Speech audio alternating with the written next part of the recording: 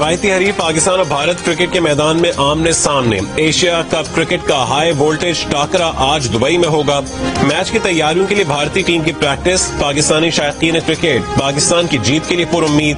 کہا اعصاب کو کنٹرول پر رکھیں. اوپنر سائم ایوب کا کہنا ہے کہ ایشیا کپ میں صرف بھارت کو نہیں ہرانا، ٹرافی جیتنا ہمارا ہدف ہے. میچ پاکستانی وقت کے مطابق آج شام 7:30 بجے شروع ہوگا.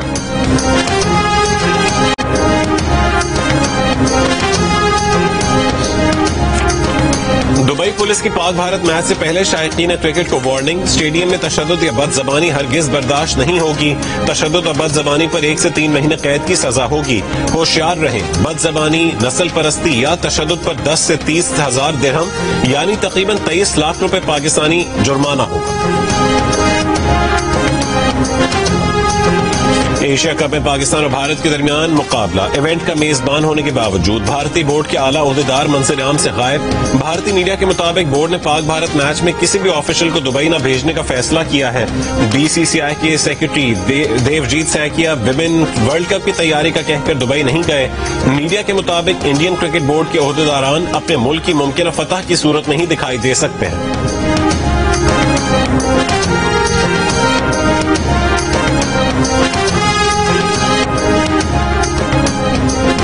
سینکڑوں بستیاں اجاڑنے کے بعد پنجاب بھر کے دریاؤں میں سیلابی صورتحال معمول پر آنے لگی. دریائے چناب میں پنجنت کے مقام پر بھی پانی کے بہاؤ میں کمی. انتہائی اونچے سے اونچے درجے کے سیلاب میں تبدیل. بہاؤ 4,11,000 کیوسک ہو گیا.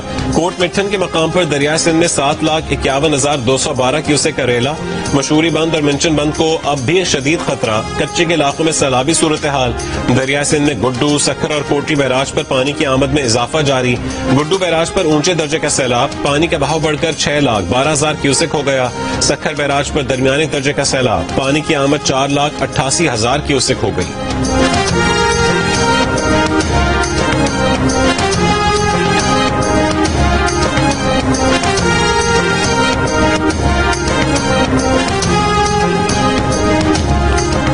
امریکی وزیر خارجہ مارکو روبیو کا نائب وزیر اعظم اور وزیر خارجہ اسحاق ڈار سے ٹیلی فون پر رابطہ. پاک امریکہ تعلقات میں مثبت پیش رفت پر اطمینان کا اظہار کیا. دونوں رہنماؤں نے حالیہ علاقائی اور بین الاقوامی واقعات پر بھی بات چیت کی. پاک امریکہ تعلقات کو ہر شعبے میں مزید مضبوط بنانے کے عزم کا اعادہ کیا گیا.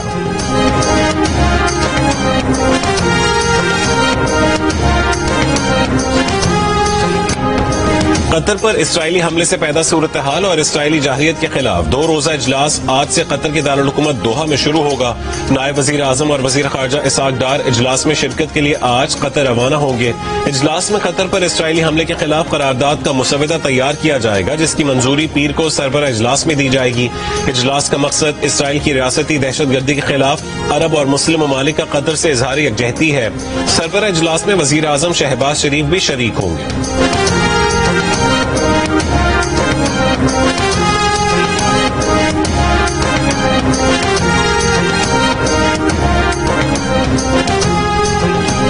امریکی وزیر خارجہ نے کہا ہے کہ قطر میں حالیہ واقعات پر ٹرمپ ناخوش ہیں. مذاکرات متاثر ہو سکتے ہیں مگر اس صورتحال سے اسرائیل سے تعلق پر اثر نہیں پڑے گا. اسرائیل تعلقات بہت مضبوط ہیں اور رہیں گے. کئی ممالک قطر میں پیش آئے واقعے پر ناراض ہیں. ہم قطر میں ہونے والی میٹنگ میں شریک نہیں ہو رہے. توجہ اس بات پر ہے کہ آگے کیسے بڑھنا ہے. قطر پر حملے کے اثرات سے متعلق اسرائیلی وزیر اعظم سے بات کریں گے.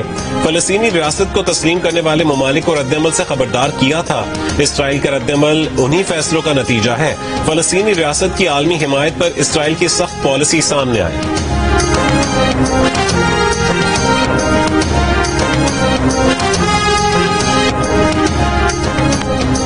افغان حکومت خارجیوں اور پاکستان میں سے کسی ایک کا انتخاب کر لے. وزیر اعظم شہباز شریف کی وارننگ.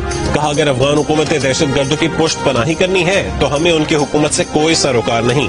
وزیر اعظم نے بنوں میں فیلڈ مارشل عاصم منیر کے ہمراہ دہشت گردی سے متعلق اجلاس کی صدارت کی. کہا کہ انہوں نے آرمی چیف سے گفتگو کی ہے. دہشت گردی سے نمٹنے کا منصوبہ کابینہ کے سامنے رکھیں گے. دہشت گردی کا مزید مؤثر جواب دینے کے لیے انتظامی اور قانونی اقدامات فوراً کریں گے.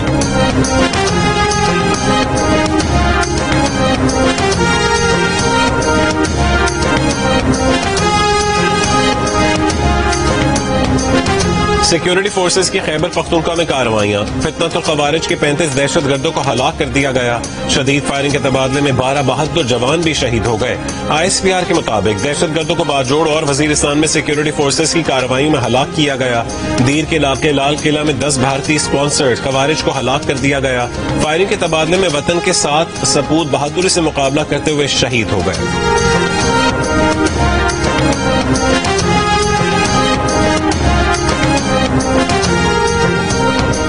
سعودی عرب، قطر اور UAE کی خیبر پختونخوا میں سیکیورٹی فورسز پر دہشت گرد حملے کی مذمت، حکومت پاکستان اور متاثرہ خاندانوں سے اظہار ہمدردی۔ سعودی عرب نے کہا ہے کہ ہر قسم کی دہشت گردی اور پرتشدد کارروائیوں کی مذمت کرتے ہیں۔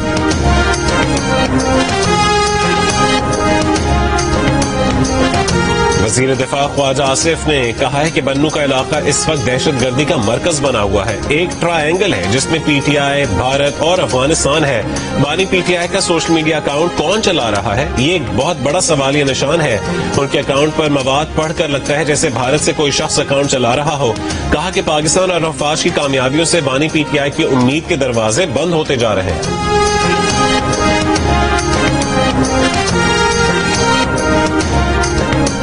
پاکستان میں شجاع آباد، رحیمیہ خان، احمد پور شرقیہ، راجن پور اور بہاڑی میں سیلاب میں ڈوبے سینکڑوں دیہات کے مکین بے گھر۔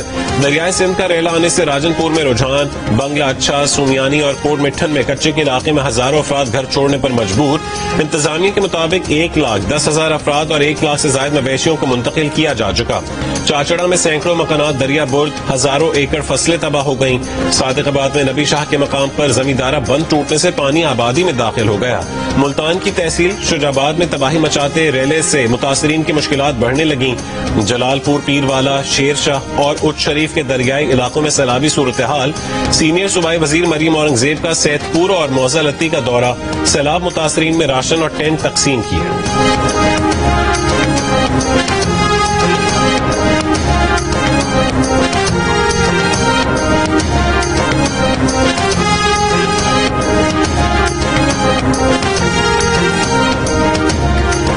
وفاقی حکومت نے سیلاب متاثرہ علاقوں میں اگست کے بجلی کے بل معاف کر دیے۔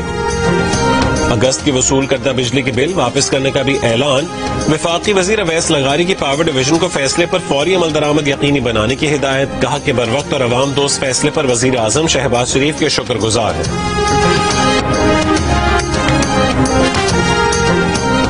IMF کا پاکستان میں سیلاب سے اموات پر اظہار افسوس۔ کہا پاکستان میں مانسون بارشوں سے ہونے والے سیلابی نقصان کا جائزہ لیا جا رہا ہے۔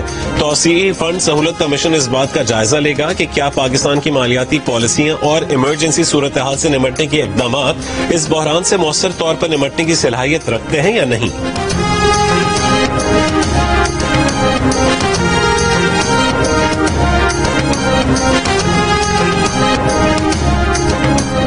IG اسلام آباد پولیس نے آزاد کشمیر میں جوائنٹ ایکشن کمیٹی کے احتجاج کے پیش نظر 2000 پولیس اہلکار تعینات کر دیے۔ SSPs، SPs اور DSP سمیت پولیس اہلکاروں کی تعیناتیاں آزاد کشمیر حکومت کی درخواست پر کی گئی ہیں۔ حساس مقامات پر سیکیورٹی انتظامات مزید مؤثر بنائے جا رہے ہیں۔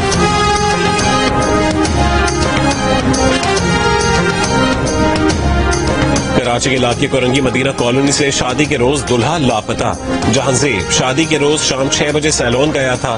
7:30 بجے فون آیا کہ جہانزیب سیلون نہیں پہنچا۔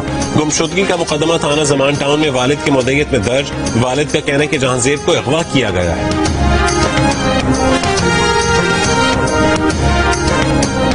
اسرائیل نے غزہ پر حملے تیز کر دیے۔ عرب میڈیا کے مطابق اسرائیلی طیاروں نے ہر 10 سے 15 منٹ بعد بے گھر فلسطینیوں کی پناہ گاہوں کو نشانہ بنایا۔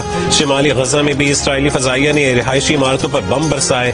اسرائیلی حملوں میں مزید 50 فلسطینی شہید ہو گئے۔ بھوک کی شدت سے بھی 7 اور فلسطینی انتقال کر گئے۔ فلسطینی میڈیا کے مطابق اسرائیل نے غزہ میں نسل کشی کے لیے $8 ارب کی منظوری دے دی۔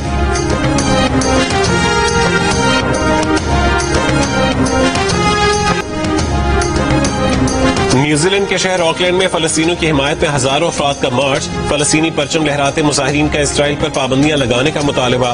جرمنی کے دارالحکومت برلن میں بھی ریلی، مظاہرین نے غزہ میں نسل کشی روکنے کا مطالبہ کیا۔ اسپین میں سائیکلنگ ریس میں اسرائیلی ٹیم کی شرکت پر فلسطینی حامیوں کا احتجاج، اسرائیل کا بائیکاٹ کرنے کا مطالبہ۔ تل ابیب میں بھی ہزاروں اسرائیلیوں کا غزہ جنگ بندی کا مطالبہ۔ اسرائیلی مظاہرین نے نیتن یاہو، صدر ٹرمپ کو دھوکہ دینا بند کرو کے بینرز اٹھا کر احتجاج ریکارڈ کروائے۔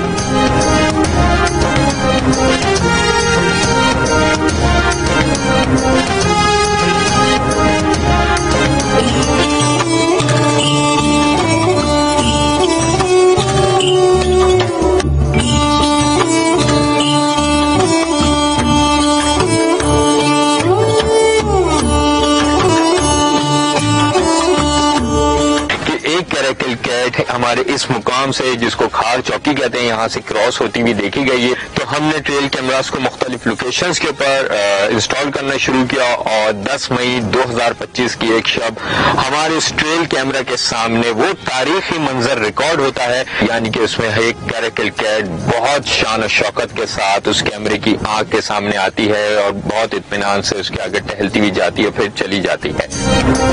ہیوسٹن میں نایاب جنگلی بلی کیریکل کی موجودگی پر وائلڈ لائف ماہرین کو خوشگوار حیرت۔ ٹریل کیمروں میں کیریکل کی واضح فوٹیجز ریکارڈ کی گئیں۔ کراچی سے 80 کلومیٹر دور واقع کھیرتر نیشنل پارک آئیبیکس، چنکارا، نایاب پرندوں اور قدیمی پہاڑی سلسلوں کے لیے شہرت رکھتا ہے۔ کھیرتر کو غیر قانونی شکاریوں اور ماحولیاتی لٹیروں سے خطرہ ہے۔ وائلڈ لائف ماہرین خبردار کرتے ہیں کہ لاپرواہی اس قدرتی ورثے میں بسنے والی نایاب زندگیاں صرف کتابوں یا فوٹیجز تک محدود کر دے گی۔